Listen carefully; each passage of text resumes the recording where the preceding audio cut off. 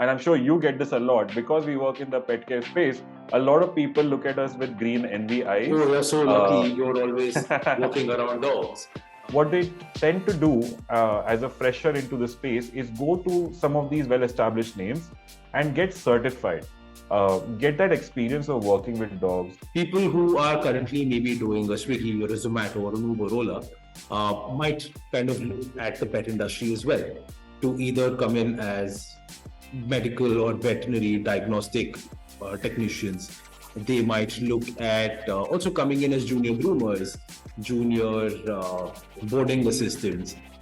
So that's also a huge market. One of the most important things that is fundamental to any profession in the pet care world is the ability to understand what the pet is trying to tell you and the ability to read their body language. Interestingly, that I've seen, Shobhit, is also for younger kids, right? For high school kids or college kids, sort of a gateway to the pet industry.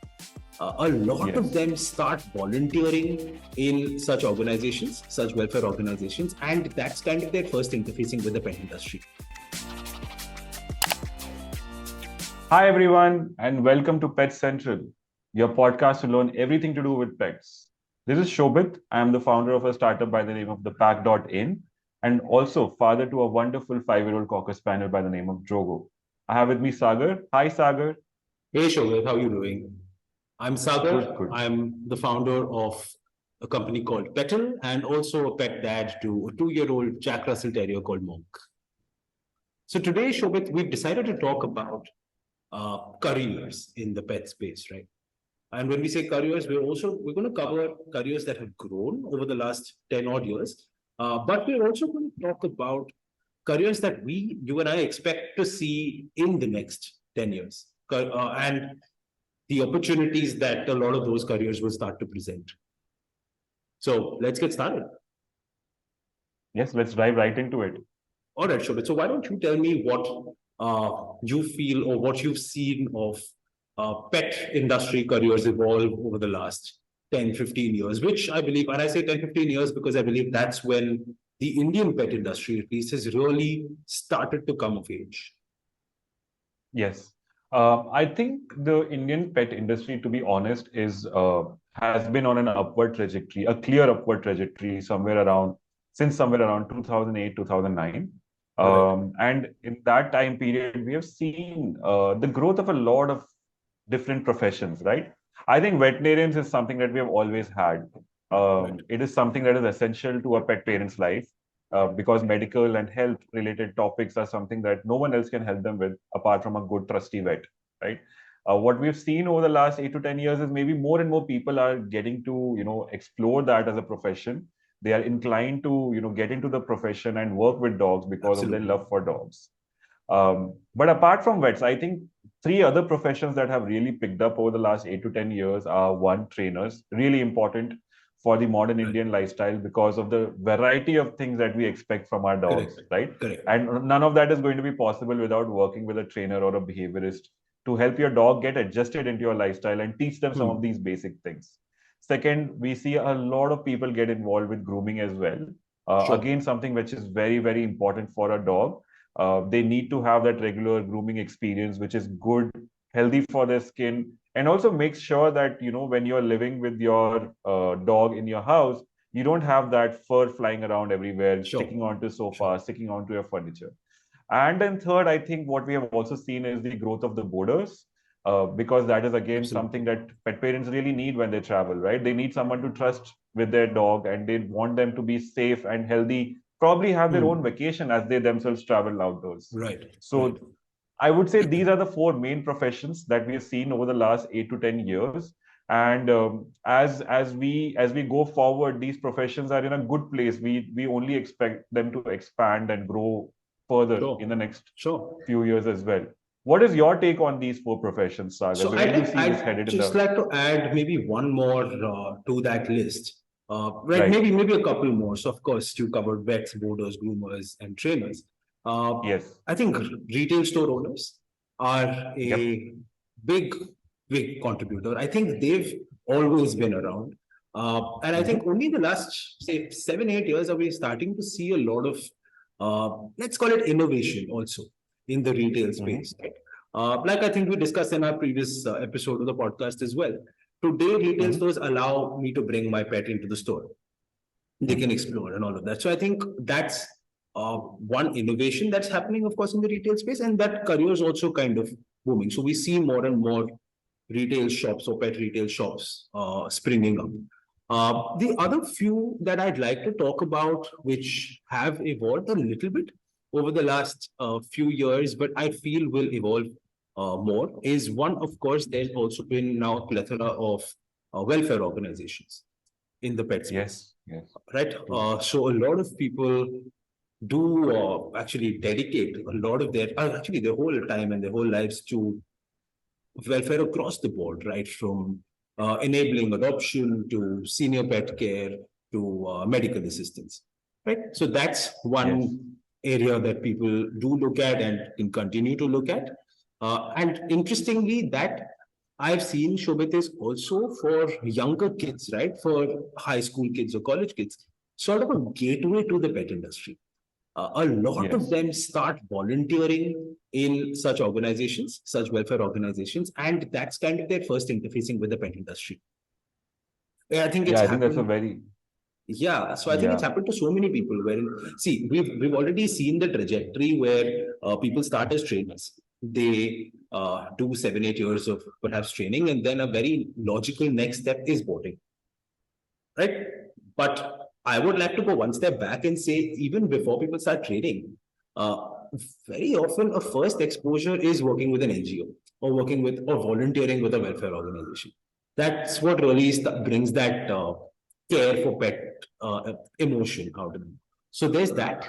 And of course, I think this is a much smaller population, but there are the few dog handlers and dog walkers in certain parts of the market of India. Of course, India also, given that it is a market where we do have household health, the need for dog walkers and handlers and sitters is a little less. What I'd also kind of like to cover, right, and this is my next question to you, is what's the formal training like? Right. So we have seen that it's not just now uh, get up and open a boarding setup or get up and start grooming dogs. It there is now a lot of formal training around this. So can you shed some light on that? Yes, absolutely. I think you bring a very important point as well, Sagar. The whole journey into the welfare space is a very important sort of, it's that icebreaker into the pet world, right? Like it Yeah. is something that you get initiated with. Uh, and I think you're very right. In fact, if I look back and think about all the experts that I've spoken to, I think a lot of them told me about how their journeys initially started by either working with a recognized voluntary organization or Correct. a non-profit organization, or simply maybe just doing it themselves for the dogs that are around them on their streets and their Hmm. community. So I think that's a very Hmm. important point. And I Yeah. feel that training starts from there. The learning starts from there because Hmm. one of the most important thing that is fundamental to any profession in the pet care world is the ability to understand what the pet is trying to tell you, and the So. ability to read their body language, and the ability to also give them the right signals and signs from your own body language so that they are Hmm. comfortable, right? Hmm. You talk about any service, you talk about trainings, boarding, grooming, even veterinary service. All of this can be a stressful experience for the dog unless Hmm. and until the person who's providing that service understands very well how to look at a strange dog that they have not met before, probably ever, So. and still understand when the dog is stressed, when the dog is not stressed, and if the dog is Yeah. stressed, how to get them to be Make calm, them right? comfortable. Yeah. Yeah. Yes. I think that's a very important initiation for them. So where do you learn these skills? I mean, where does one go I to think pick up this these skills today? Yes, I think as a step one, this skill is always picked up from dogs around you. That's where, volunteering at welfare organizations, taking Hmm. care of the dogs on your street, or maybe even if you have had a dog, if you're lucky enough to have a dog in the last 10, 15 years, maybe that's where you picked it up from. That's your first Yeah. step that initiates you on this journey. I think as a Hmm. second step, what we're seeing a lot the experts do is go out and get certified from well-known names. Yeah. This is where we can talk about the likes of Shireen Thabar ma'am, who's doing a lot of work. I think for the last 20, 25 years, she has been training Absolutely. and, preparing trainers to go out there and work with parents and make their lives better with dogs. We can talk about Andrea Kurana. She runs a very well-established grooming salon in Mumbai called Petsburg, and she runs a lot of different courses to help upcoming groomers understand their trade, Right. understand this service, and how to provide that to parents, right? And it's not just these two. There are a lot of them, a lot of the Absolutely. other people around who maybe trained under Shireen or trained under Andrea initially and now have become so experienced that they can themselves now offer courses as well. One name that comes to mind is again Meera Thosar, who is in From Pune. Pune. Yeah. Is a trainer, very well-known behaviorist.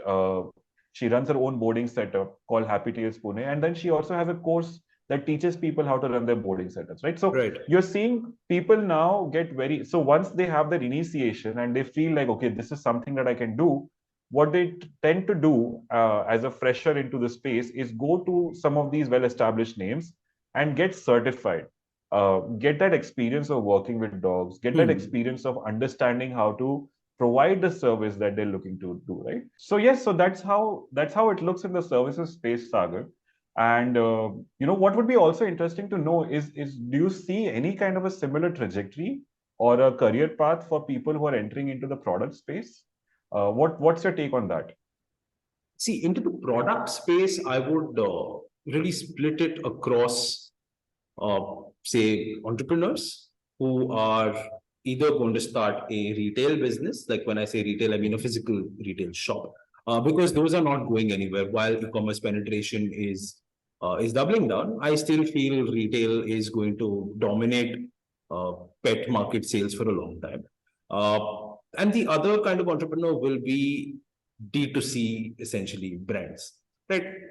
Which are D2C and say home brands, which are primarily, I feel, people again, like you and me, who are pet parents, maybe in their late 20s, early 30s, and have started thinking of an idea around a pet product, right?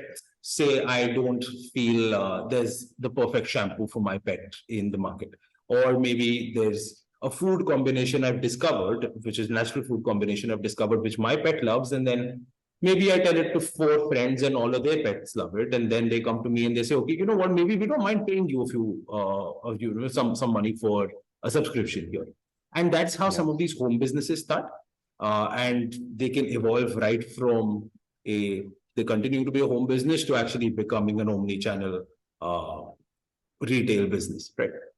So Yeah. that's the trend I see in Interesting. product. But that said, with products especially, the differentiation is only to the only limited to the nuances of the pet industry. So what I would do to launch a product in the pet industry wouldn't be very difficult, or rather, sorry, wouldn't be very different to launching a product, let's say, in the apparel industry. It'll only be the differences in the market, right?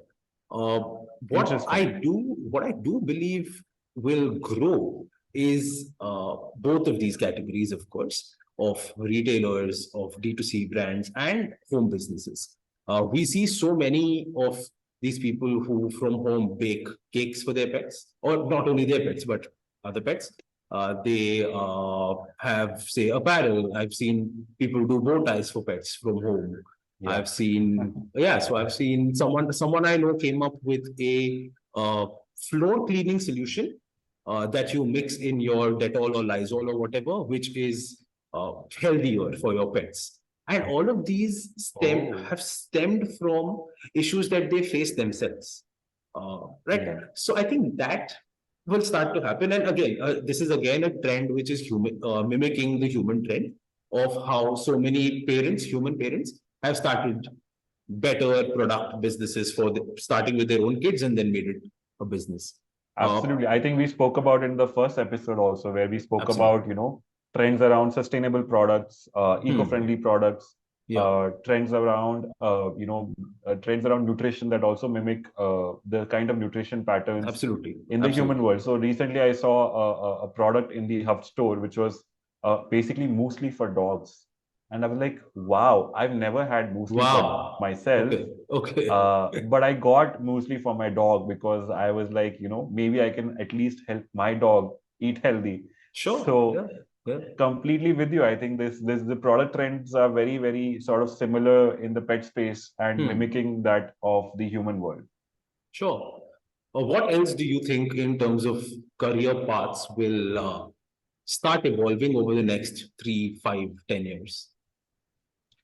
So I think going back to the point that you were making earlier, I think I fully agree that there is going to be a huge number of pet parents that become also, pet business owners Sure. or become pet professionals, because there's something that really sort of connects with you, right? Emotional gratification is very important in Hmm. whatever job you do. And fortunately or unfortunately, whatever professions we have today, whether it's IT services, manufacturing services, agriculture, uh, Hmm. the number of jobs that offer the kind of emotional gratification of being around Sure. dogs is Sure. very, very few, Very right? few. So Yeah. totally see, it's almost an aspirational job right now, right? Like Hmm. if you Hmm. work, and I'm sure you get this a lot because we work in the pet care space. A lot of people look at us with green envy Oh, eyes. you're so lucky. Uh, You're always walking around dogs. Yeah, I get yeah, it. Yeah. of course. But I think the inflection point will happen when people also like, definitely people aspire towards it, but the question that people still have is, will I get enough money from this? Correct. Right? So I think that inflection point will happen when they start seeing examples of other people making a good living, while Sure. working in the pet care space, right? Sure. And the way that today's entrepreneurs who are getting into the pet world, the way that they are sort of trudging along that path is, I think, three or four, as we had discussed earlier. Hmm. One is, taking that own, decision of running a business yourself. So you Hmm. could be an entrepreneur and you invest all of your time and energy into building a business from ground up. I think Sure. we discussed that even within entrepreneurship, you could do it in two or three different ways. Either Correct. you could start something of your own, which is completely new, and that could be either a technology platform. We see a lot of them coming up nowadays, Sure. or it could be something in product. It could even be a services offering, right? So you could open your own grooming salon, you could open Yeah. your own boarding center. So this is you deciding entirely to do it by your own self, maybe having a few mentors, maybe having a few friends who get along with you in this, but Right. it's your own journey and your own path. I think the Correct. second one we discussed was franchisee owners, to which I will ask you to maybe explain that to us a little bit, because I think you know a lot more about that. So what is that trend around franchisee owners? Sure. So far, we've seen the trend of franchising primarily in retail, retail, and then let's call it consolidated retail, where we have retail stores with maybe a grooming setup or a clinic. This is where there's a parent organization. I think let's take for example Heads Up Hotels, right? They're known to do this. Right, there's a parent organization. They've essentially designed the entire format for their store, right? The format, the SOPs, the standard operating procedures, the services you need to have, the product SKUs. And I say I'm keen on entering the pet space. I can kind of tie up with them. Of course, there's a process to it, but tie up with them as a franchisee, open up a store in my city. Uh, Heads Up Hotels guides me through all of it. So, in terms of store decor and branding and product SKUs and hiring the right people and what services and marketing and promotion all kind of happens with them. But I'm running the store.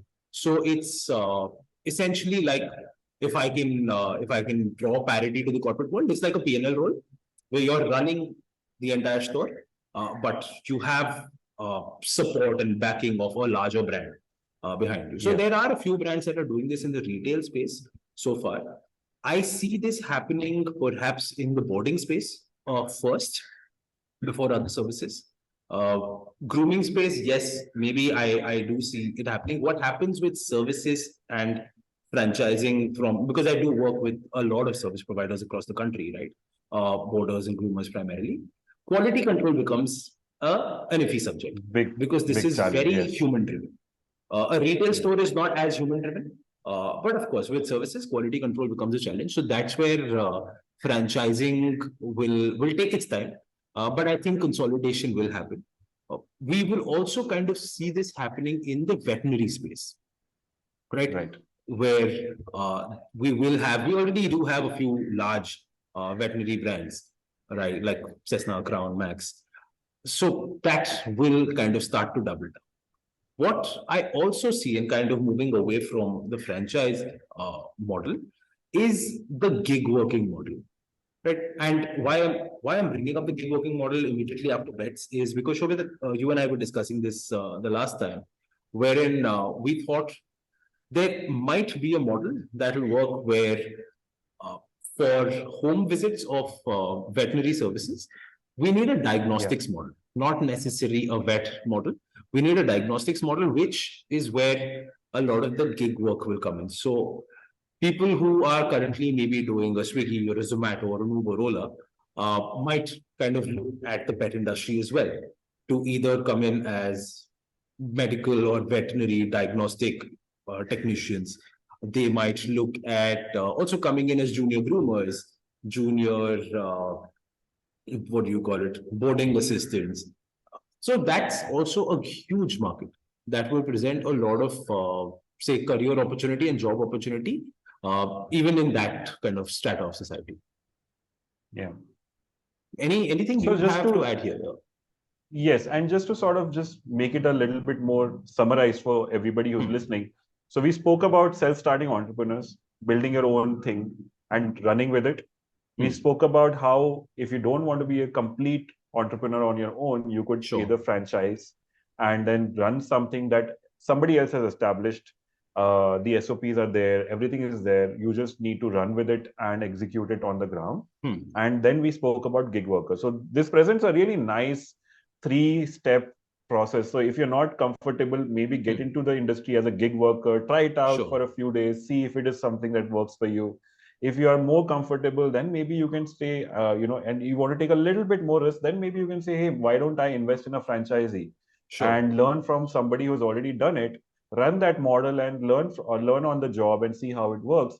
And maybe then you can even think about running entirely your own business and become an entrepreneur in your own right, because by Hmm. this time you may have explored. So I see a nice step, kind of a process in going from one to the next, which is what Can I I, add one to that, yes, Shobhit? I know we yes, mentioned three things. We yeah, mentioned entrepreneurs, gig workers, and franchise owners.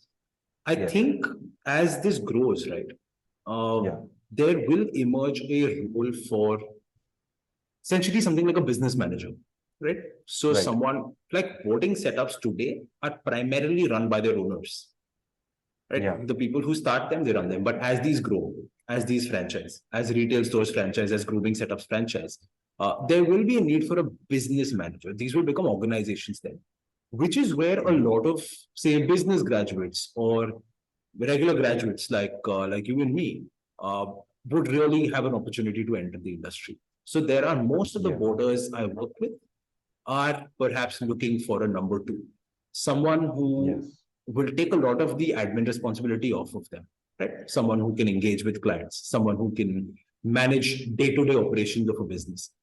That is really, so for that, they're looking at an audience like a fresh graduate who's come out of college. And that's yes, where I kind of go back to my NGO point. Also go back to a lot of colleges have, again, pet welfare organizations and pet clubs and all of that. A lot of people who've had an interest in pets for 3 or 4 years of college have had to give that up because pets is not a lucrative career, and what are you going to do? You can't be yeah, with pets all your life, etc. They may not have to give yeah, that up now. So there is a career path to these things.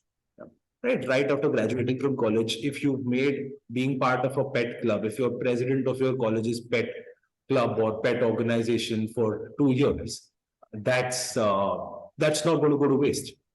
You can kind of yes. leverage that to build a career in the pet space as well. Yeah, I think that's a That very interesting yeah, point. Yes, that definitely is looking like a very interesting niche within the pet world.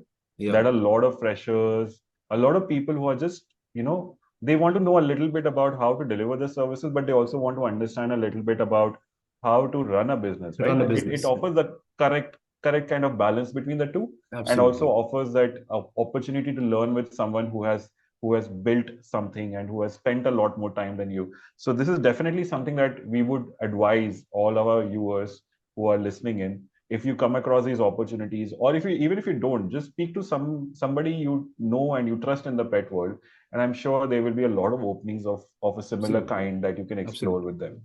Right.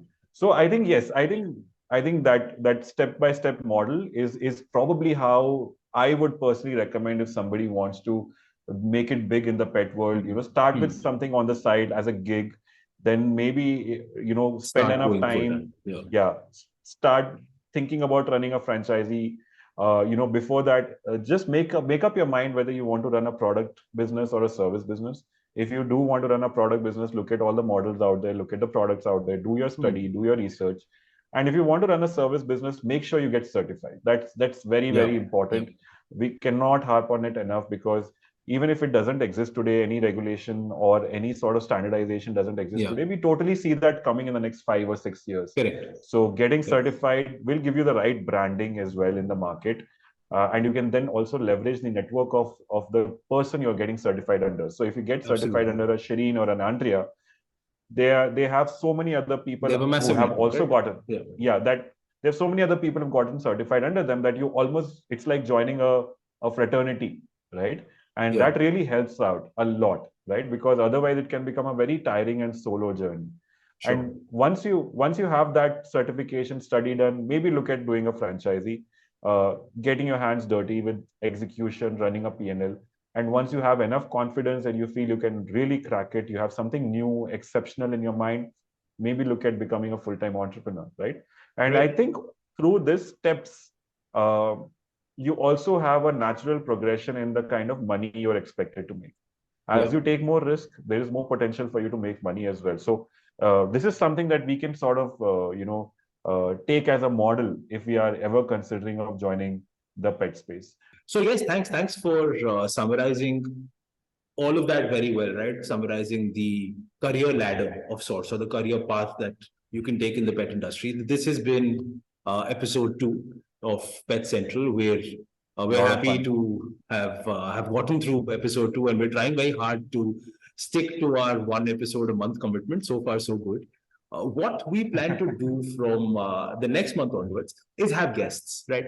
We plan to interview people about their journeys with their pets. And this is both, right? This is pet parents as well as pet businesses. With pet parents, we're looking for very interesting stories, right? And let me tell you what we feel a few interesting stories could be, and you can add to the list. An interesting story could be someone who regularly travels with their pet, right? Interesting stories could be someone who has a pet cat and a pet dog. We'd love to know how they get along, what the challenges have been. An interesting story could be a couple that was not together first, had two separate pets, got together, and how their pets get along, and all the dynamics around that. With pet businesses, of course, we do discuss a few stories ourselves, but we'd love to have anecdotal stories from you. Stories, say, would love to have a boarder here telling us about what a day in the life of a boarder really is, what the madness is like. Likewise for a groomer, likewise for a vet. So if you do have such stories, we're all ears, and we'd love to have you on our next episodes. Do write to us. We'll leave our email IDs uh, in the description, and you can also write to us on comments. So yeah, Yes. thanks for tuning in. Thanks for Yes. watching, and yeah, let's we'll have episode 3 come out sometime soon next month. This has been fantastic. Thank you so much, Sagar. Thanks, Shobhit. Bye. Bye bye.